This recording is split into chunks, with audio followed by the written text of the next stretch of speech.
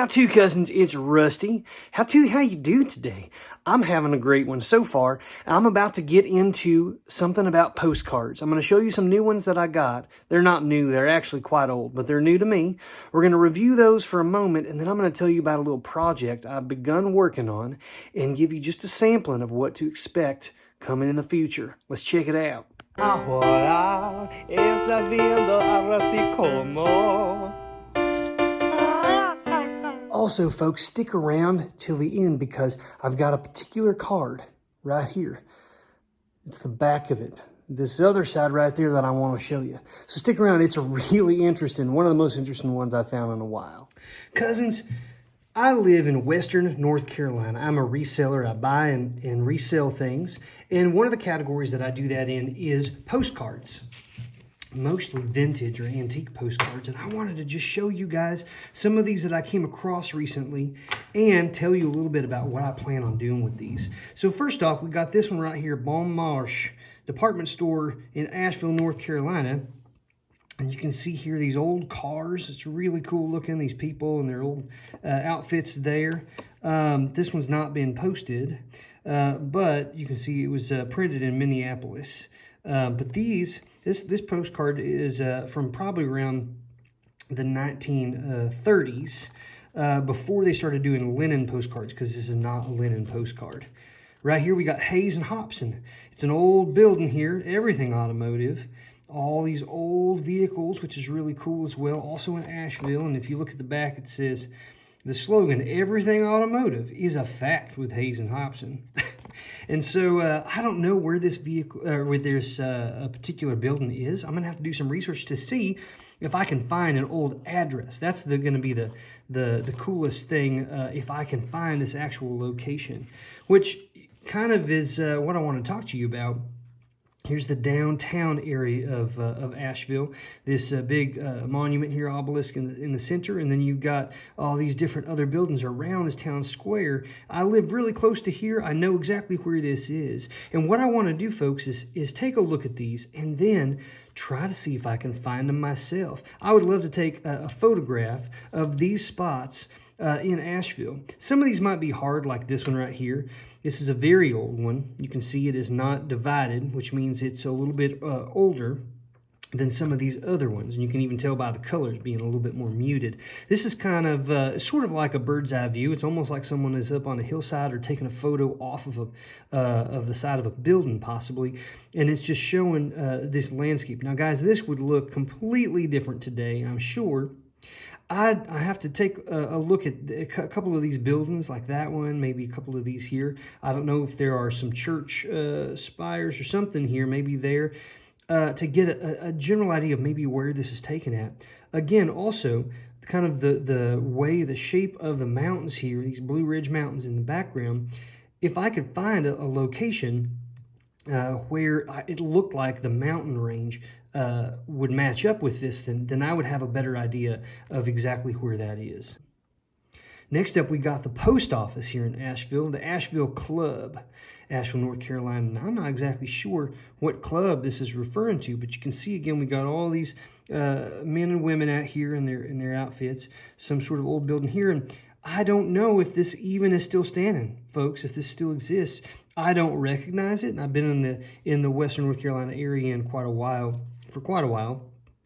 This is 1911. Okay, so in 1911, this might be in the downtown area someplace. I just do not know. You know what? I'm trying to think. No, it's not. Thinking there's a Masonic Lodge building that's downtown that looks a little bit similar to that on one side, but I don't think it's the same one. Here we got the Southern Railroad Depot at Glen Rock Hotel. So again, I can look up Glen Rock Hotel. I can look up Footbridge, Asheville, and find out where the old railroad station was and see if I can find this spot. Again, this picture is clearly taken from a little bit higher up, like from a building. And I have no idea if that's still there or not, but that would be really cool to find. 1913 on this one. And then finally here, the Asheville, the Knickerbocker, Asheville. This is like I don't know if this is a bed and breakfast, if this was a hotel. What does it say there? It was by the Crescent Company. It's a really cool script there on that part. 1911 as well. So it'd be super cool if this old building still exists. I'd love to take a picture of that. Let me show you some that actually I just got done taking a picture of just yesterday. Take a look at this, folks, guys. These first, let me get these in order here. Doggone yous. I did not even do that. Okay, here we go. So right here is an internal shot of a very popular, then and now, and also famous, somewhat famous hotel and resort, the Grove Park Inn in Asheville. And what this is, folks, is a scene inside back in the like mid 1930s to early 1940s. And you've got, you can see kind of as I let the shimmer come on this, this is what they would consider a linen postcard. It was popular during that time period. And so you've got the big stone columns, you've got the gigantic stone fireplace there. And you can see that's really a cool little shot there. It says it's 120 feet long by 80 feet wide and can comfortably entertain 1,000 people. That's the big room, the lobby. I went out there yesterday and I found this exact spot. They have actually built wooden pillars, or like wooden, kind of like, they boxed this out. It's kind of what I'm trying to say. These pillars here, and now it looks like wood. And of course, they've changed the decor completely. They've changed the furniture. This says on the front terrace of Grove Park Inn. You can see some people sitting here in rocking chairs. You got a nice little table and chairs here. This scene actually, it says the front terrace, but because I guess you walk in through the back. But these doors and these windows are not green anymore. They're brown. And actually, between this section and these windows up here, there's a big awning that has been built that comes all the way out here. Now, this entire patio is now covered. And so people sit out there and they eat their food and they drink and stuff. And I found that as well. Here's another scene on the inside, on the opposite side of the building. Again, the drapes are a different color now, and these pillars are boxed out. Furniture's all different, but I found this exact scene, folks, just yesterday. It was super cool. And then here's a close-up, of course, of one of those fireplaces. And they got the wood here. Now, on both sides, they actually have this entire area lined with rocking chairs so that customers and patrons can come in and sit and enjoy themselves by the fire. Couple more here, folks, that I took yesterday was just out east of Asheville in a town called Black Mountain. We got this little town, this they say it's Main Street at night, which at some point in time they changed the name of this to State Street. So it's now State Street and not Main Street. But I found that exact scene, guys. There's a church that's built here right now behind where these trees are, but there's still a little sign. And of course, the road doesn't look like this anymore. There's big old sidewalks and stuff, but I found that exact spot. I also found this swimming pool. It's still here. The swimming pool and the clubhouse in Black Mountain is still there. The roof looks different now, and this pool is completely different shape. But the flagpole's no longer there. There's a big old tree, which I'm going to show you in just a little bit. Really cool. And then finally here, in the Oaks, a residence of Mrs. F.S. Terry, Black Mountain, North Carolina. This is now called the Manor, and it is a very old and large, one of the largest homes, as a matter of fact, in the state of North Carolina, and it is owned by the Montreat College, which is Montreat right behind Black Mountain. And this is actually maintained by that college. I think that they host people, there are conferences and various things there, but it looks almost just like this.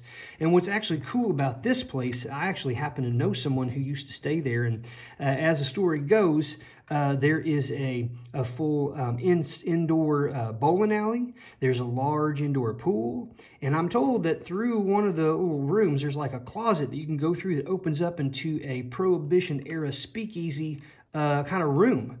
So like this hidden room back there where people could go back there, maybe drink, maybe gamble. Not exactly sure what occurred there, but what a cool, awesome old house, and it was really neat to walk out there and find that. Just to give you a quick preview of some stuff I plan on doing before too awful long, is I plan on going to a place out near here called Chimney Rock, and it is a really awesome experience, hiking, beautiful views. Let me try to find, so this is up higher. Let me get to that in a moment, folks. Okay, so these two right here kind of give you an idea of what it is like. It's basically this large stone column that comes up that you can climb upstairs or go up an elevator to find. And there's this flag at the top, and you look out over this beautiful valley with river and stuff, and you can see these old cars. I've been there recently, so I know it looks quite a bit different than this now. But along the way, along this hike, I'm going to see if I can find the spots where you hike up and you can see this. You see, this is back before, this is even older than that one, back before they had that flagpole up there. You got people kind of climbing up the stairs. Look at that. Western North Carolina, it says. This is another sort of rock formation here that they call the Devil's Head there. And you can see that certainly. And then there's another spot here called the Opera Box. And, you know, this right here looks like there's, you know, just an old path. They've actually got this concrete with like a guardrail here now, but you can still get up there, folks. And you can look out and sit in there. There's a little park bench, and it's beautiful. Down at the bottom, there's an area where you go out to the elevator. And inside the elevator, there's like this large walkway they've cut out in stone. And this is what it used to look like back in the 1930s.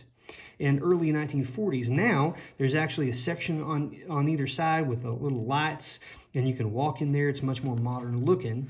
But guys, I can't wait to get out there and take photos of this. Let me show you here at the end, or towards the end, what I've done so far with these ones I took in Asheville and in Black Mountain. And then I'm going to show you this card right here, because it's pretty darn awesome.